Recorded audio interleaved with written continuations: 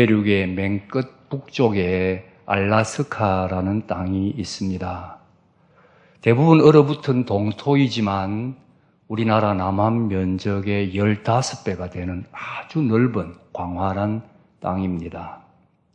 이 땅이 지금은 미국의 한 주가 되었습니다만 원래는 러시아 땅이었습니다. 러시아는 1867년에 이 땅이 아무 가치 없는 땅이다 그렇게 판단하고 당시 돈으로 720만 달러를 받고 미국에 이 땅을 팔아 넘겼습니다. 대부분이 얼어붙은 쓸모없는 땅이고 또 러시아로서는 바다를 건너가야 되기 때문에 국경을 지키기 위해서 군대를 보내는 것도 귀찮고 그래서 그냥 헐값에 미국으로 팔아 넘긴 것입니다. 자, 그런데 지금은 어떻습니까? 그만한 땅, 돈으로 그 가치를 계산한다는 것 자체가 아예 불가능합니다. 돈으로 산다는 것 자체가 상상할 수 없는 일입니다. 자연경관이 아름다워 관광자원입니다. 땅 밑에 엄청난 지하자원이 있다는 것이 발견되었습니다. 지하자원의 보고입니다. 결정적인 것이 있습니다. 군사전략 요충지입니다. 러시아는 미국이 코앞에다가 군사기지를 만들 수 있도록 스스로 허용해 버린 셈이 된 것입니다. 알라스카, 지금은 가치를 따질 수 없는 귀한 땅입니다. 그런데 러시아는 그 가치를 모르고 마치 버려듯이 그것을 미국에 팔아넘기고 말았습니다. 무엇을 교훈합니까? 스스로 가치 있는 것을 버릴 수 있다는 이야기지요. 정말 가치 있고 중요한 것인데 내가 그 가치를 모를 때 스스로 버릴 수가 있습니다. 스스로 복을 버릴 수가 있습니다. 좀 더 깊이 생각해 보십시다. 사람은 아무래도 하나님의 복을 받아야 삽니다. 내 수고, 내 노력만으로는 안 됩니다. 거기에 하나님의 복이 임해야 합니다. 문제는 누가 하나님의 복을 받느냐 하는 것입니다. 어떤 사람이 하나님의 복을 받느냐? 하나님의 복의 가치를 알고 그 복을 받을 그릇이 준비된 사람이 복을 받습니다. 먼저 복의 가치를 알아야 됩니다. 여러분, 소중한 것을 그 가치 모르는 사람에게 줍니까? 줄 수 없습니다. 아이에게 소중한 것 줍니까? 주지 않습니다. 돼지 앞에 진주를 던지지 않습니다. 먼저 가치를 알아야 됩니다. 가치를 알아야 복을 받을 수 있습니다. 그리고 그것을 받을 그릇이 준비되어야 됩니다. 그릇이 준비되지 아니하면 받을 수가 없습니다. 그러니 하나님의 복은 하나님의 복이 귀하다는 것을 알고 그것을 받을 준비가 된 사람이 받습니다. 그래서 가만히 보면 남에게 가는 복마저 내가 붙잡는 사람이 있는가 하면 내게 오는 복을 버리는 사람이 있습니다.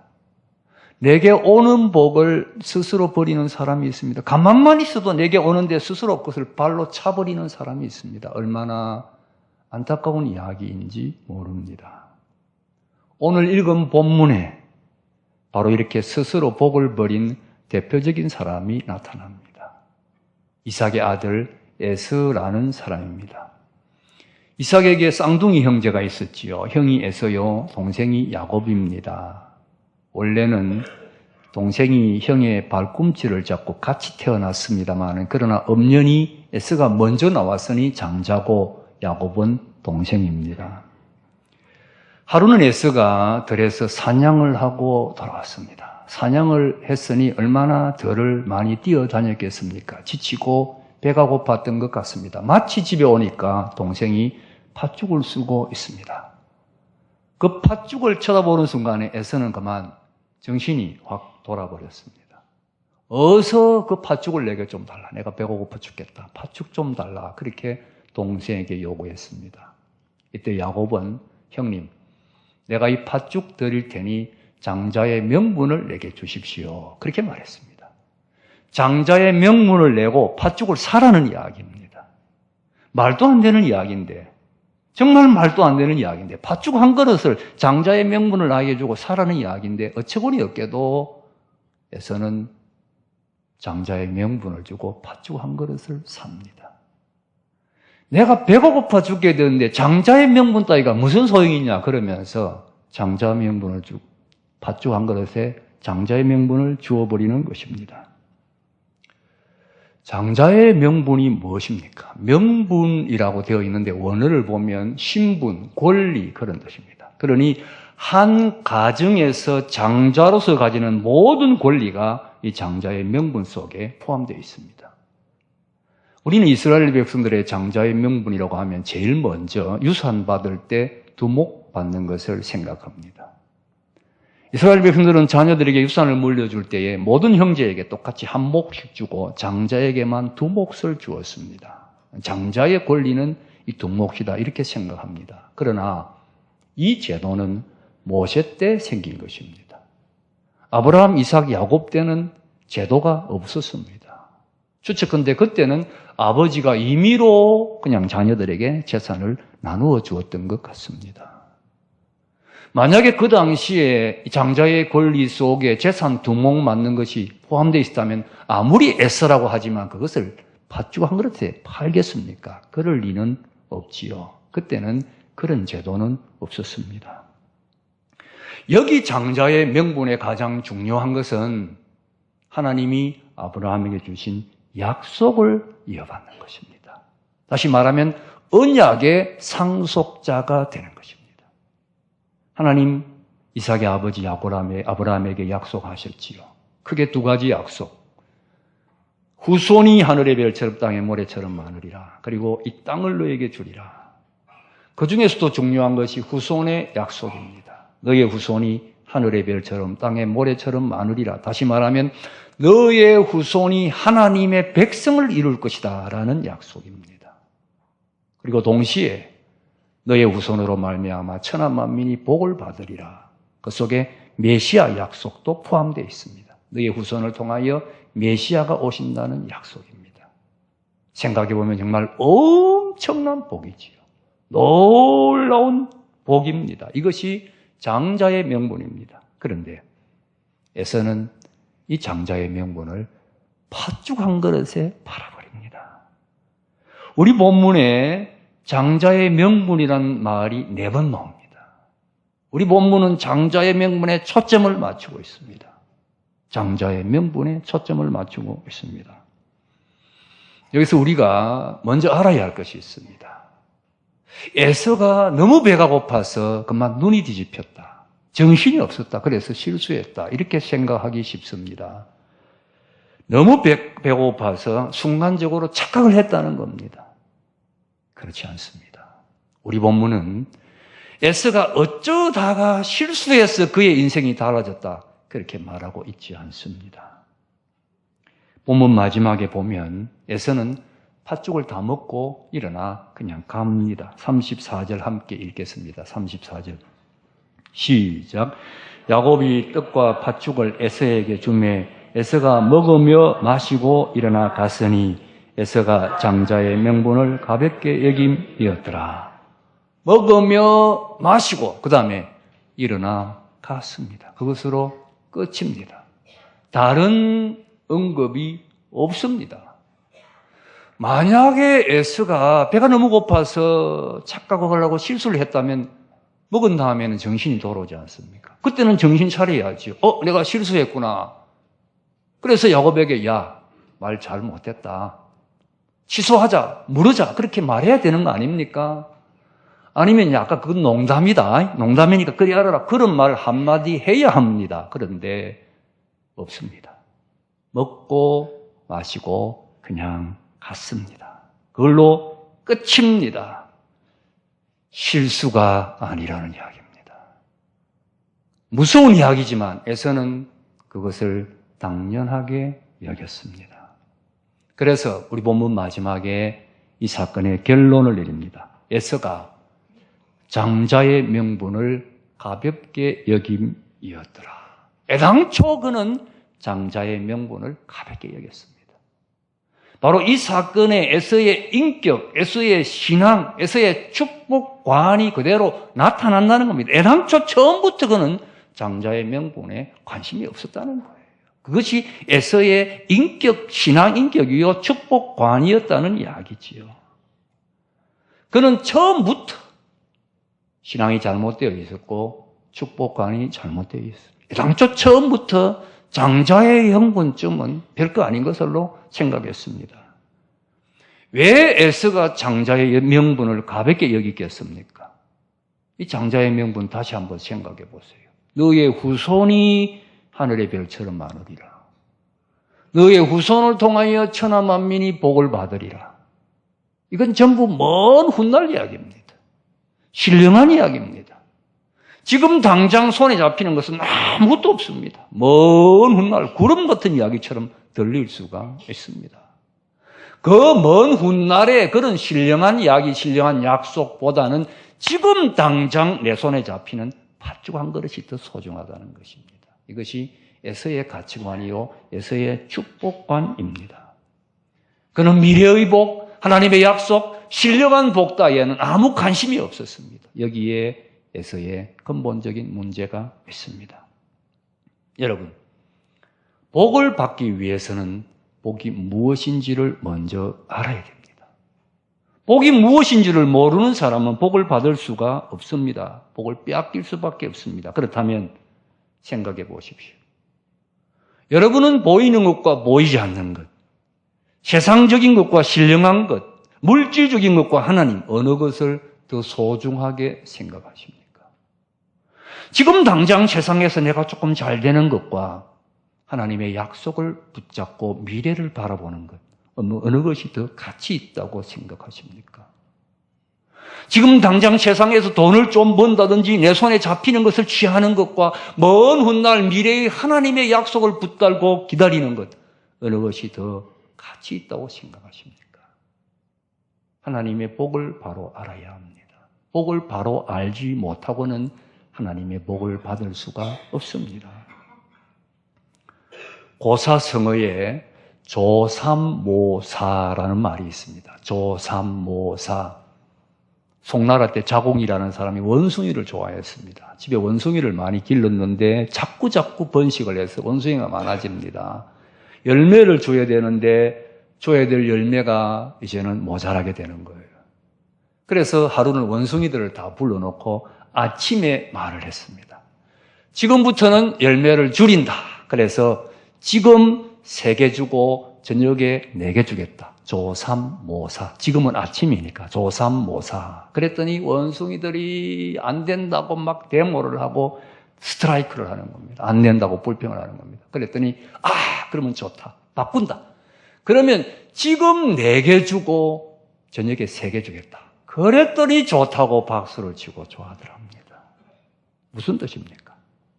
눈앞에 있는 것만 소중하게 여기는 사람들의 가치관을 빗대어 하는 말이지요. 지금 눈앞에 있는 것만 복이라고 생각합니다. 여러분, 우리가 그럴 수가 있습니다. 이런 축복관과 가치관을 가지면 복을 받을 수가 없습니다. 복을 바로 알아야 됩니다. 하나님의 약속을 붙들고 그 약속을 기다려 이루어가는 것이 복입니다. 다시 말하면 하나님 잘 섬기는 것이 최고의 복입니다. 그렇게만 하면 그 다음 모든 것이 따라옵니다. 마태복음 6장에서도 약속했지 않습니까? 너희는 먼저 그의 나라와 그의 의를 구하라. 그리하면 이 모든 것을 너희에게 더하시리라. 그런데 많은 경우 우리는 순서를 바꿉니다. 이 모든 것, 거기에 관심을 가지고 하나님 나라와 하나님의 의와 하나님의 약속을 소홀히 하고 등한히 하는 것입니다. 여러분, 가만히 한번 생각해 보세요. 에서의 모습이 내 모습 아닙니까? 에서가 내 모습은 아니겠어요? 무엇이 복인지를 바로 깨달아야 됩니다.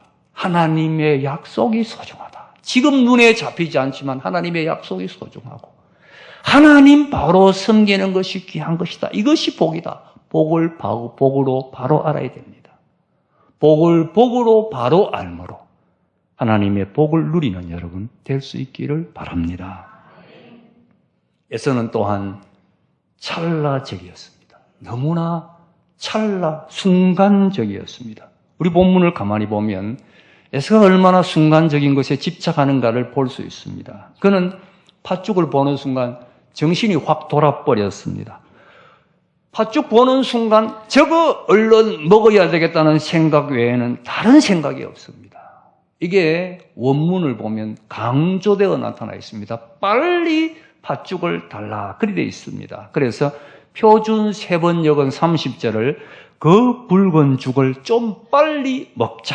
배가 고파 죽겠다. 이렇게 번역했습니다. 빨리라는 것을 강조하고 있는 겁니다. 빨리 먹어야 되겠다. 순간적, 찰나적인 마음, 조급한 마음이지요. 아니, 팥죽을 끓였으면 식구가 같이 먹어야 되는 거 아닙니까? 식구라 해야 아버지, 어머니, 동생 4명입니다. 그리고 당시 윤리를 생각할 때 이런 귀한 죽을 끓였으면 아버지 먼저 드리고 먹어야 되는 거 아닙니까?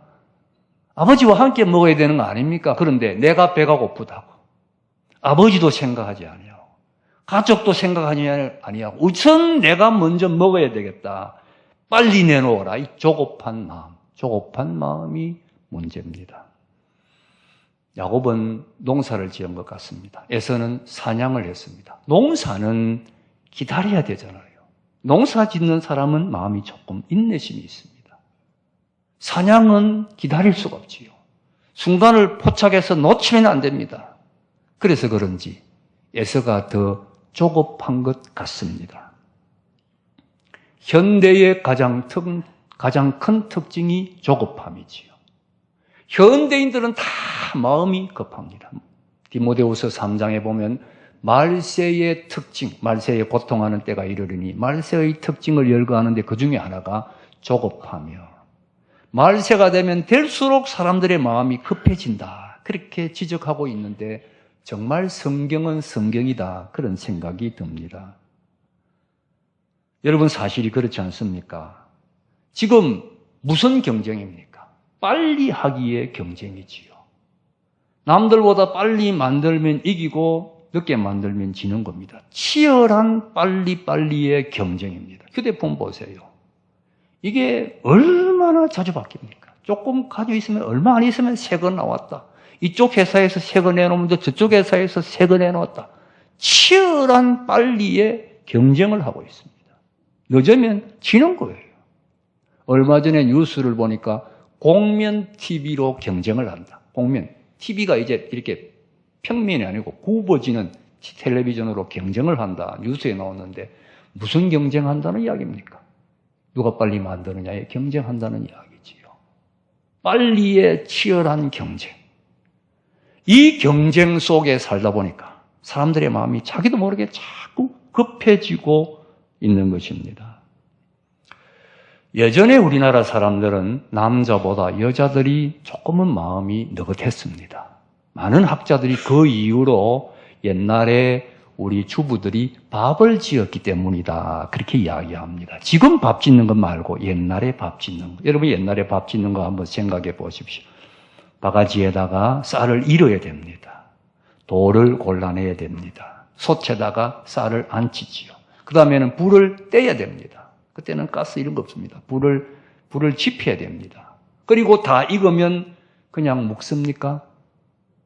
뜸을 결정적인 것이 뜸입니다. 다 익었는데 기다려야 되는 겁니다. 바로 이 뜸 속에 인내가 있었다. 학자들이 그렇게 이야기합니다. 지금은 어떻습니까? 라면, 물만 부으면 됩니다. 옛날에는 3분이면 오케이, 지금 1분이면 오케이. 뿐만 아닙니다. 전기밥솥, 전자레인지, 이제는 기다릴 필요가 없습니다. 그래서 남자, 여자 할 것 없이 다 인내심을 잃어가고 있다. 그렇게 지적을 하고 있습니다. 제가 아는 어떤 분은 감기가 걸려가지고 감기약을 지었는데 감기약 먹고 죽을 뻔했습니다. 왜 죽을 뻔했느냐? 감기약을 3일치를 지었는데 한꺼번에 다 먹어버린 거예요. 이거 다 먹으면 빨리 낫겠지. 약이니까. 그렇게 생각하고 그걸 다 먹어버린 겁니다. 마음이 그렇게 조급합니다. 좋습니다. 그러나 한 가지. 이 조급한 마음으로는 하나님의 복을 받을 수가 없습니다. 조급한 마음은 절대로 하나님의 복을 받지 못합니다. 하나님의 복은 하늘에서 갑자기 떨어지는 것이 아닙니다. 하나님의 참된 복은 언제나 약속을 주십니다. 약속을 붙들고 이루어지기를 믿고 기도하며 인내할 때 그 복이 임합니다. 그런데 하나님은 때로 오래오래 기다리게 하십니다. 인내하지 않고는 따라갈 수가 없는 겁니다. 인내하지 않고는 그 복을 붙잡을 수가 없는 것입니다. 그래서 성경은 농부의 인내를 배우라 그럽니다. 농부의 인내가 뭡니까? 아무리 급해도 파종을 했으면 추수 때까지 기다려야 됩니다. 그 기다리는 마음으로 하나님의 약속이 이루어질 때까지 기다리라는 말씀이지요. 여러분, 무슨 일이든 사업이든 한번 하시면 진득이 오래 하십시오. 이 일 했다, 저 일 했다 그러는 사람은 하나님의 복을 못 받습니다. 하기 전에 기도하고 신중하게 생각하고 그래서 하나님의 뜻이라고 믿고 시작했으면 그 다음에는 좀 오래오래 하는 겁니다. 그래야 복이 임합니다. 제가 잘 모릅니다만 여자들이 생선 굽는 것도 제가 책을 보니까 그렇다고 하더라고요. 생선을 잘 굽는 방법은 불을 좀 약하게 해가지고 생선을 구울 때 기다려서 한쪽 면이 다 익기를 기다려서 뒤집어서 그래가지고 한 번만에 굽는 것이 제일 잘 굽는 거라고 합니다. 고기도 그렇대요. 고기도 한쪽 면이 다 익고 그 다음에 한 번만에 기다려서 뒤집어서 익어야 잘 굽는 거라고 합니다. 그래야 육즙이 빠져나가지 않고 쓸데없는 거 목사가 하는 것처럼 들리는지 모르겠습니다만 좌우지간 책에서 봤어요. 그런데 성질이 급한 부인들은 어떻게 합니까? 불을 싸게 해놓고는 이거 익지도 않은데 뒤집어버려요. 뒤집으니까 안 익었어. 또 뒤집어야지. 또 뒤집으면 또 뒤집어야지. 자꾸 뒤집으면 모양 망쳐버려. 다 부서져버리는 것이지요. 에서는 조급했습니다. 인내하지 못했습니다. 여러분, 인내하지 못하는 마음은 하나님의 복을 받지 못합니다. 그래서 그는 그 복을 버렸습니다. 인내하는 사람이 복을 받습니다. 기다리세요. 하나님의 약속을 믿고 기다리세요. 인내하는 자가 복을 받는다는 것 잊지 말아야 합니다. 그리고 또한 에서는 괴로움을 과장하고 있습니다. 여러분 32절 읽어보겠습니다. 32절 시작. 에서가 이르되 내가 죽게 되었으니 이 장자의 명분이 내게 무엇이 유익하리요. 내가 죽게 되었기 때문에 장자의 명분이 소용없다 그랬는데 여러분 지금 한 끼 굶었습니다. 한 끼 굶고 죽습니까? 사람이 굶어서 죽으려면 수십 끼를 굶어야 됩니다. 그런데 한 끼 굶고는 죽겠다. 이건 자기의 어려움을 과장하고 있는 겁니다. 그렇죠. 어려움을 과장하고 있는 것입니다. 우리 주위에도 죽겠다는 사람 많습니다. 그냥 조금만 되지 않으면 죽겠다. 그냥 기분 나빠 죽겠다. 무슨 입학시험에 떨어져서 죽겠다. 부모가 소원을 이루어주지 않아서 죽겠다. 좋아하는 여자가 나와 결혼하지 않아서 죽겠다. 죽겠다는 말을 쉽게 합니다. 한 가지는 아세요. 그런 마음 하나님의 복을 받을 수가 없습니다. 왜 이런 마음에 하나님의 복을 받을 수가 없습니까? 하나님의 복은 겸손한 마음, 감사하는 마음에 임합니다. 그런데 보세요. 이 괴로움을 과장하고 죽겠다는 마음은 이 불평하는 마음입니다. 원망하는 마음입니다. 불평, 원망하는 마음에 하나님의 복이 임할 수가 없지요. 그렇잖아요. 지금 불평하고 있고 원망하고 있는 것입니다. 불평, 원망하는 마음에 하나님의 복이 임할 수가 없습니다. 여러분, 어려움을 과장하지 마세요. 죽겠다는 말 함부로 하지 마세요. 마음을 가라앉히고 하나님의 은혜를 생각해 보세요. 이 모습 이대로 내게 하나님의 은혜는 넘치고 있지 않습니까? 그 은혜를 깨닫고 하나님 앞에 겸손한 마음으로 감사하는 마음을 가지십시오. 언제나 하나님 감사합니다. 감사하는 마음 가질 때 거기 하나님의 역사가 일어나고 하나님의 축복이 임하게 되는 것입니다. 보세요. 결국 에서는 장자의 축복을 동생에게 빼앗깁니다. 야곱이 이스라엘이 됩니다. 야곱이 이스라엘 민족의 조상이 됩니다. 야곱의 후손을 통하여 예수님이 오십니다. 그 놀라운 아브라함이 주신 하나님의 언약을 야곱이 이어갑니다. 물론 하나님의 섭리가 있었겠지만 그러나 결정적인 것은 에서는 스스로 복을 버렸습니다. 내가 스스로 복을 버렸는데 어떻게 내가 그 복을 받을 수가 있겠습니까? 스스로 복을 버렸습니다. 이제 생각해 보십시다. 나는 복을 버리는 어리석은 사람은 아닙니까? 당장 눈에 보이는 유익만 생각하고 신령한 약속과 신령한 복을 무시한다면 에서처럼 어리석은 사람입니다. 무엇이 진정한 복인지를 바로 알아야 됩니다. 하나님의 약속이 귀하고 하나님 섬기는 것이 귀하고 신령한 복이 귀한 것입니다. 이것을 바로 알아야 됩니다. 그리고는 이 약속을 붙들고 인내해야 됩니다. 기다려야 합니다. 겸손하고 감사하는 마음을 가져야 합니다. 그래서 늘 하나님의 복을 받고 또 하나님의 복 속에 살아가는 여러분 다 되시기를 주님의 이름으로 축복합니다.